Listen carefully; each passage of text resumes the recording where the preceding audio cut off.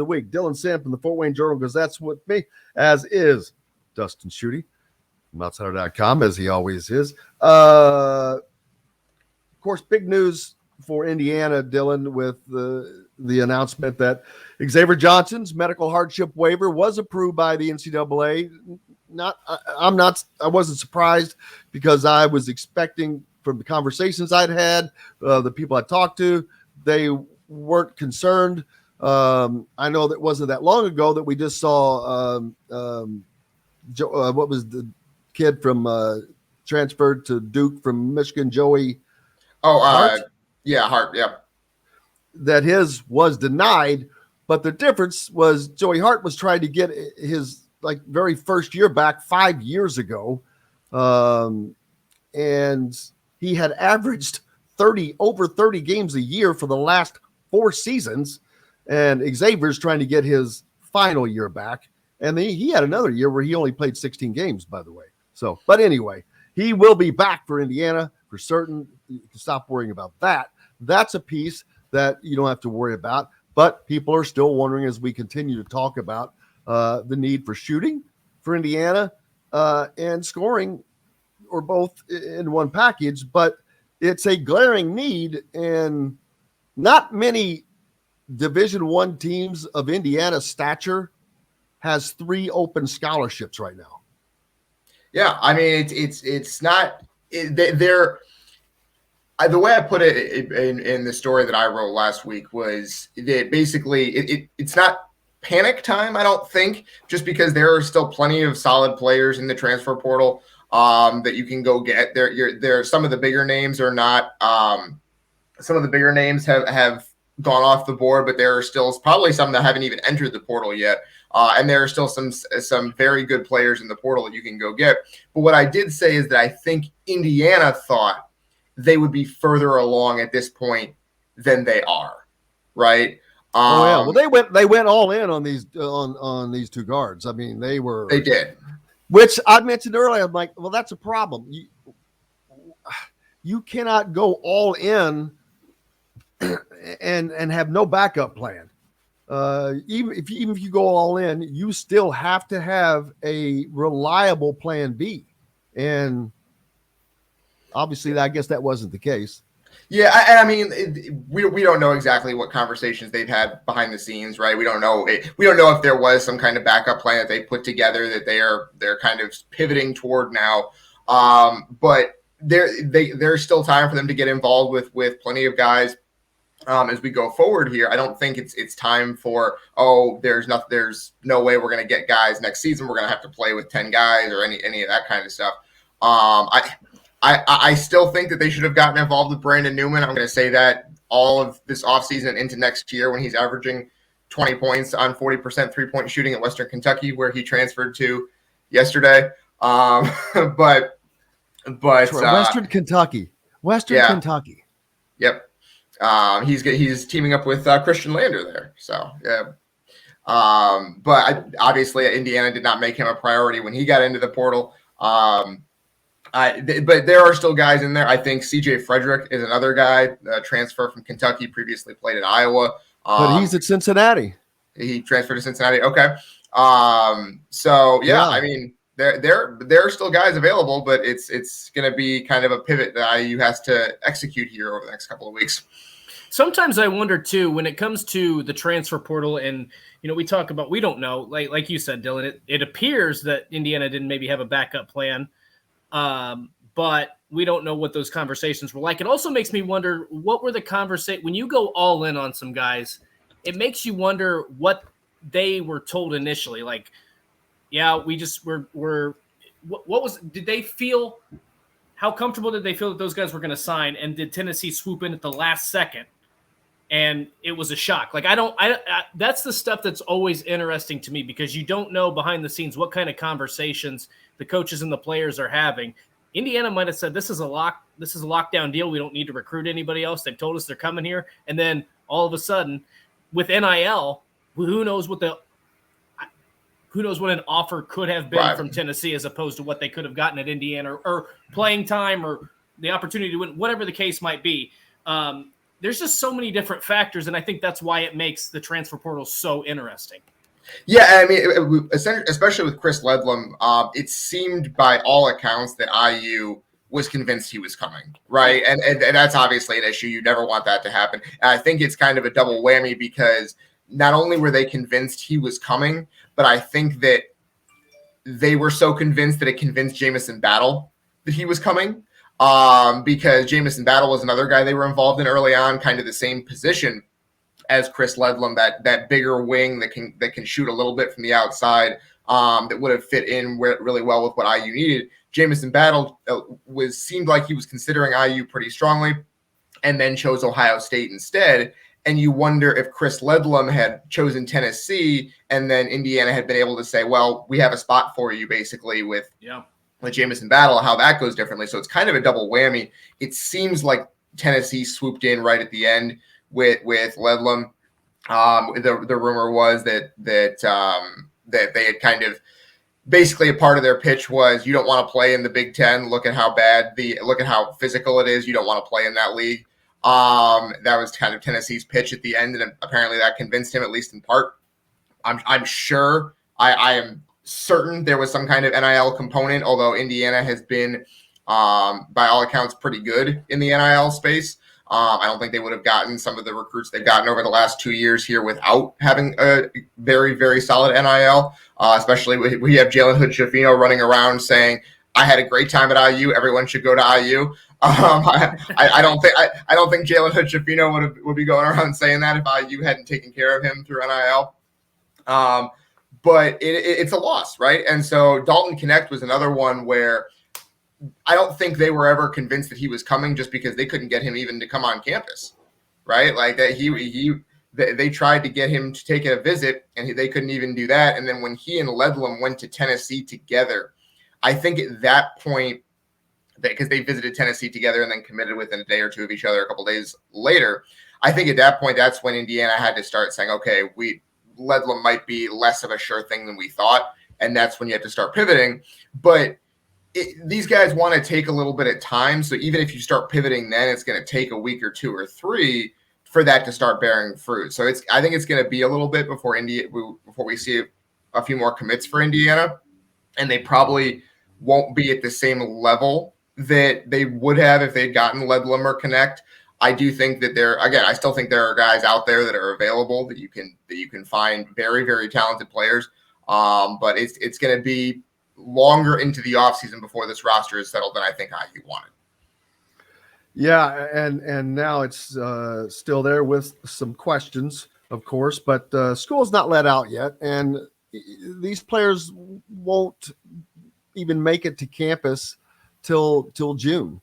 So we're in April. It's not like this has to happen tomorrow or next week. But as you said, because there are still guys in the portal, but have they missed out on the guys that could have really helped them because they were just too narrow?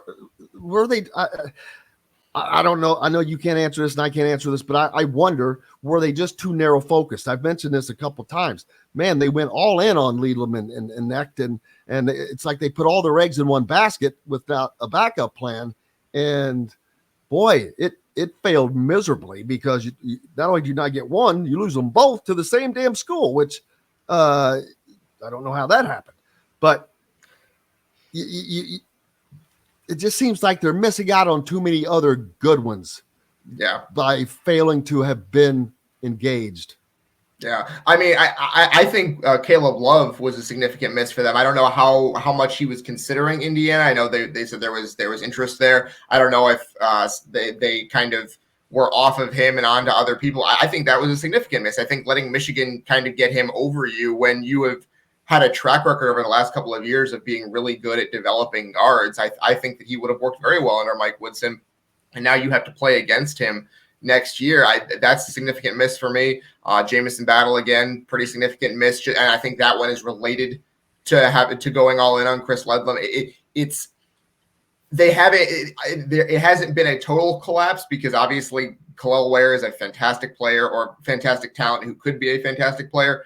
And that's a huge kind of boon to your recruiting. I think Peyton Sparks is a very important addition who will help them for the next couple of years. So they've gotten some players. I don't think you can say it's been a total failure.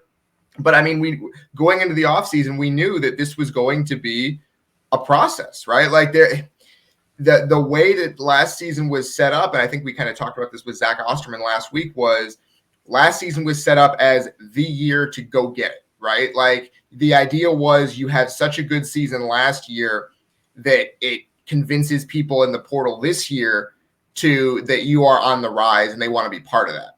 I think the problem was that a second round NCAA tournament run was not good enough for the amount of chips they put on last year. And I think that's kind of the problem, right? Is that a second round NCAA tournament run in a vacuum for Indiana over the last couple of years is a pretty good season, right? It's the best season they've had since 2016 by a pretty wide margin.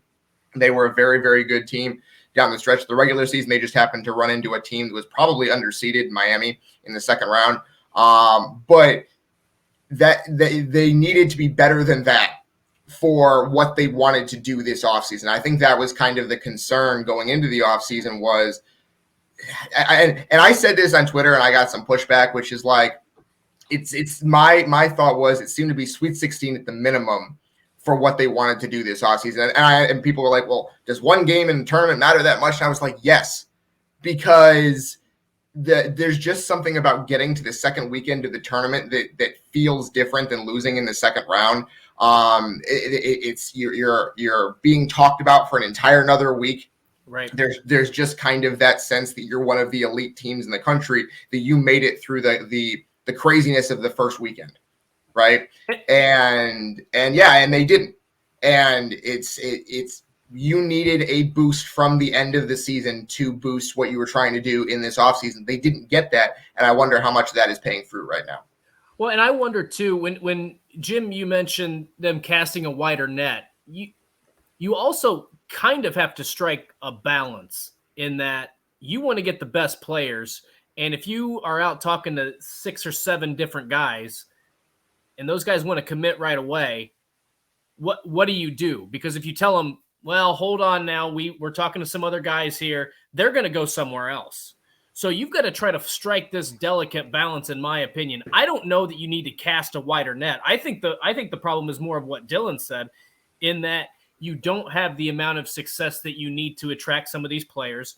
Again, I know we're still early in Mike Woodson's tenure, but 2 years, the way they have played basketball the past 2 seasons is not going to be appealing to wings or guards. And then the style of the play in the Big Ten, where it's physical, you have to go up against big guys, the fouling situation. It's a very physical, aggressive league. That's not going to be appealing to a guy that wants to play run and gun style and get open threes, and he just doesn't want to get his ass kicked every single game, basically. Like that's what it boils down to. So I don't even think it's a matter of casting a wider net. Now, I'm not saying they should have just targeted 2 to 3 guys and that's it, but I don't.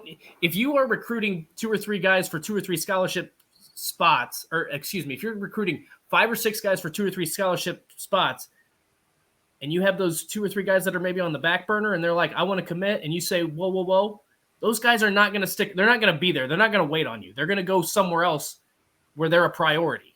And so I think that is also the problem as to why maybe Indiana missed out on some of these other guys, not just named Connect and Ledlam. Yeah. Like I said, I think that might have been what happened in a sense with Jamison Battle, right? Mm-hmm. Like I'm not saying he told IU he was going to commit, but I'm saying he asked IU, what kind of playing time am I going to get? And they're like, well, we have another guy who we think is going to commit at your same position, so you'll have to fight for it. And he was like, well, I'll just go to Ohio State where I'm going to start right away. Right. You know, right. I think that there's a very plausible scenario in which that happened.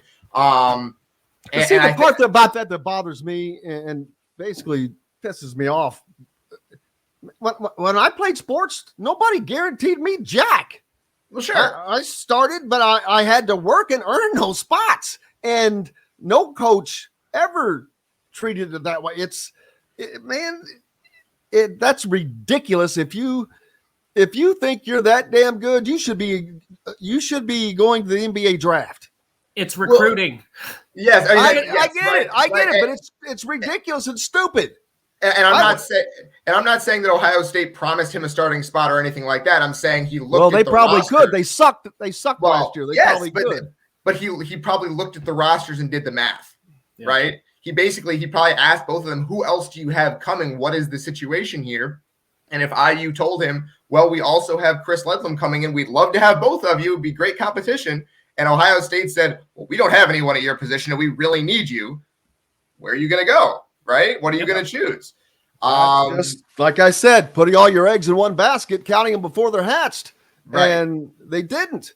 I mean, and it's possible, like, it is recruiting, like Dustin said, it's possible that Ledlam told them, hey, I'm going to commit. I just want to go on a visit to Tennessee first. And then he changed his mind at the last minute, right? And so if they got some kind of quasi behind the scenes commitment from Ledlam, and then he kind of changed his mind at the last minute, that's how the game works, right? That's just how you have to be ready for that to happen. And if IU wasn't, maybe that's on IU, but I feel like they were. Here's the thing. Ready. But here's the thing. I'll be honest with you. I would have said, hey, you're going to have every opportunity to play as much as you want. Your position is our most glaring need. And yes, we're recruiting other people, but we need multiple people in those spots, and they do. And then, but at the end of the day, if you're a player and a competitor, hey, you better have confidence in your abilities to get your ass onto the floor. And if you don't, that's on you. And because I don't want to play for a team, if I'm not deserving of those minutes, I don't want to be playing for a team that's playing someone like me who doesn't deserve minutes, because we're not going to win. And I want to win.